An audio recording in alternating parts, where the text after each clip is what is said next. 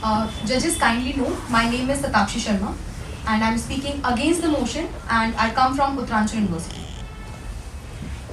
Starting at the self count of 3, 2, 1. Good afternoon, ladies and gentlemen. Almost all of us have seen falling from our hands and going downwards as a natural response of nature. But we got to know that it's also a concept known as gravity when Sir Isaac Newton told us so. But can any of us say that before he named it so or before it was labeled, the concept never existed? The answer is no, ladies and gentlemen. Just like the concept of human dignity that has existed since the inception of mankind under many names. We have labeled it time and time again, but essentially it's a value that tells us that at the core of it, we all are humans, we all are same. Honorable Chairperson, when I look at the topic, I do not stand here to diminish human dignity as a kind of right that has been accepted in any part of the world. But rather I suggest that in any civilized society, this concept is of such paramount importance that in order to yield best results of the concept of human dignity, we ought to treat it as a constitutional value, as a broader thing, rather than narrowing it down to the concept of fundamental rights. Greetings to the House at large. Today I stand here to talk about how human dignity is better suited when it's treated as a constitutional value, and it has been essentially treated as a constitutional value under Indian Constitution. Honorable Chairperson, I have 3 constructive arguments here to make today.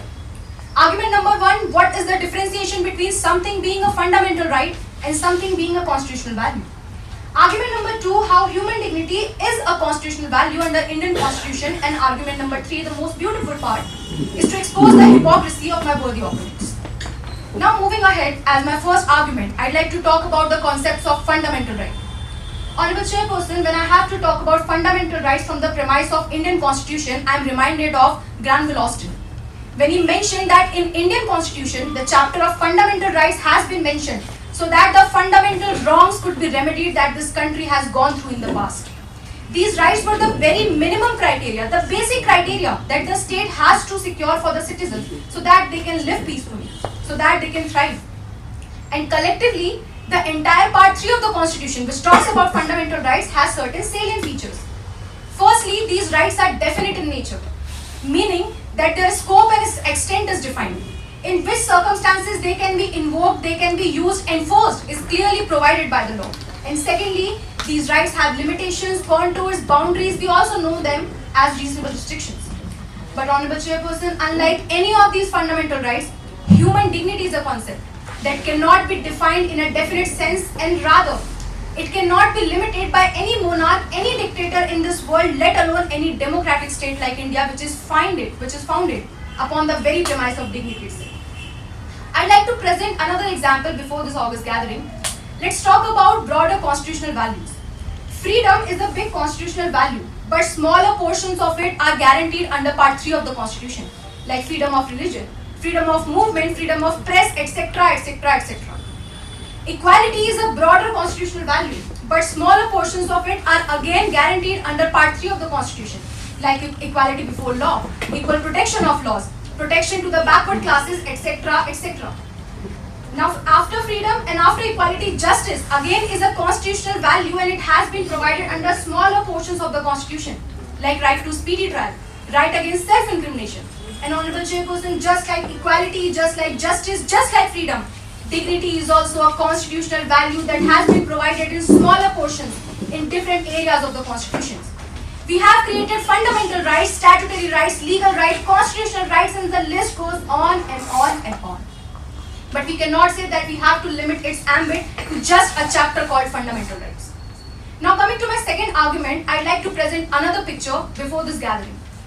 I would humbly request this house to imagine that there is a race of 100 meters. And at the end of the race, there is a trophy that's named human dignity that we have to attain. And in this race, this is not some simple marathon. There are a number of obstacles that a person has to remove if he wants to attain his human dignity. And in this pathway, he is helped by the state also. Now let's take this hypothetical example to the real scenario. When the framers were framing the Indian Constitution, we knew that at the end of the day, we have to afford each and every person his dignity. To do so, we created multiple mechanisms. For example, A person is not treated with dignity when he is called an untouchable. So we gave him Article 17. A person is not treated with dignity when he is told that you are discriminated against because of your race, your color, your caste, etc. So we gave them Article 15. A person is not treated with dignity when we tell them that you cannot follow a religion of your choice, you cannot manage your own affairs. So we gave minority the rights, we gave them Article 25, Articles 26 and so on and so forth. But the list does not stop here. There are multiple DPSPs, multiple duties, multiple other rights and constitutional provisions that essentially talk about human dignity because we have to protect it as a value. That's so paramount that nothing else can abridge upon it. I agree that there have been numerous judgments. My worthy opponents are coming here and quoting a number of judgments where the Supreme Court has recognized it as under the purview of Article 21. And I do not deny that, Honorable Chairperson, but I rather say that under Article 21, there is a way to secure human dignity. There is a way to secure human dignity, but that's not the only way to secure human dignity. It's not just a fundamental right, but much bigger than that. Now, as I come to my third and last argument, Honorable Chairperson, I'd like to go beyond the realm of fundamental rights and talk about Constitution in general. I want to ask my worthy opponents that is it not human dignity that we are trying to protect when there is Article 51C that says that you have to obey the international law? You cannot do piracy or hijacking, etc., etc. We are protecting dignity of the other state, of us also, essentially protecting human dignity.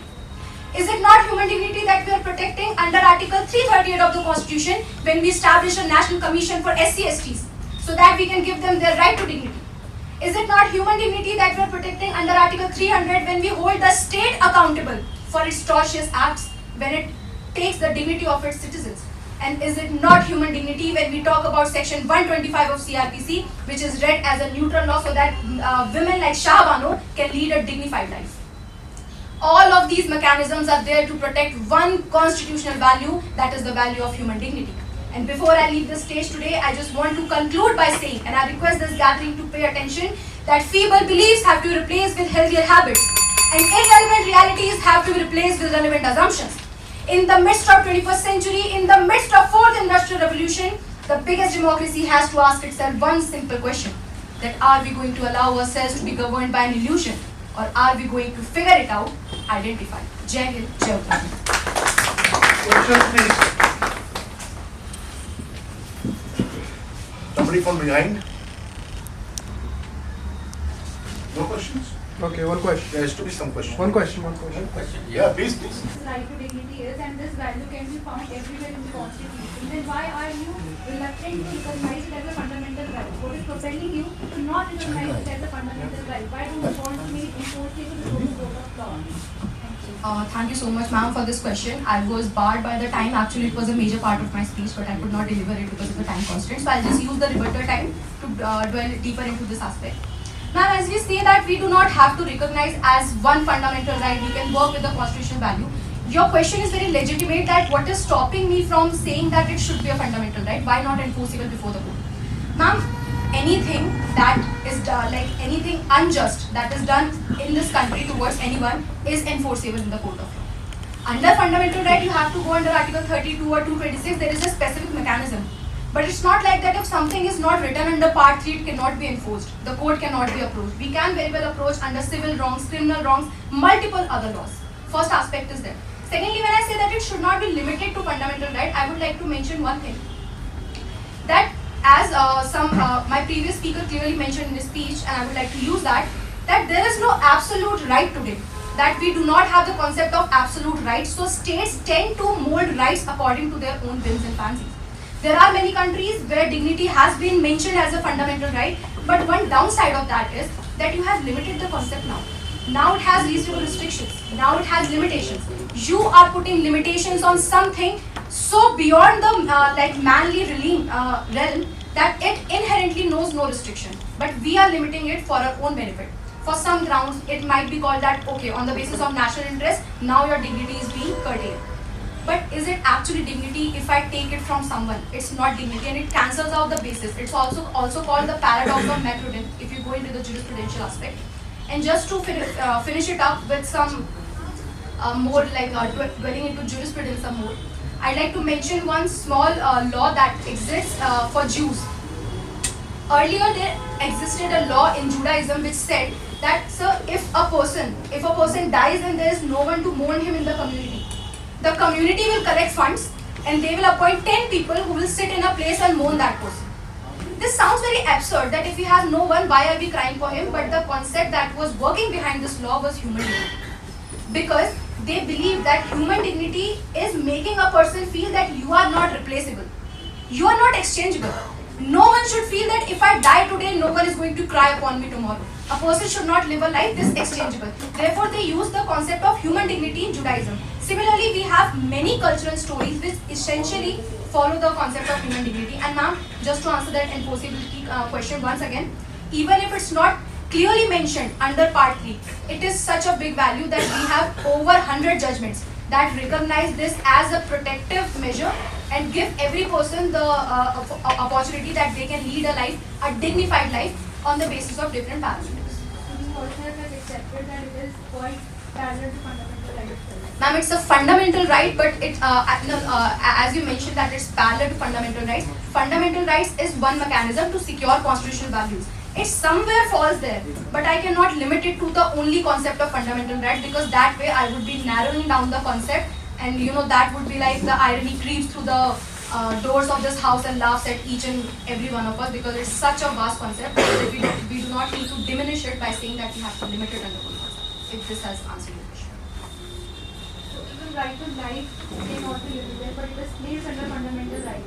So why can't this also be placed under fundamental rights? Ma'am, I believe that is a question of normative jurisprudence, as the legislature has to look into why even in more than 75 years of independence, we have not been able to normatively mention right to dignity in our constitution, because norms are created when the legislature is clear enough on that it can protect the contours of that right. We have freedom of movement, but we know that we can move here, we cannot move there. We cannot trespass, we cannot go to Jammu and Kashmir and buy a land, or for that matter today we can go and buy land. It is time to time defined to us.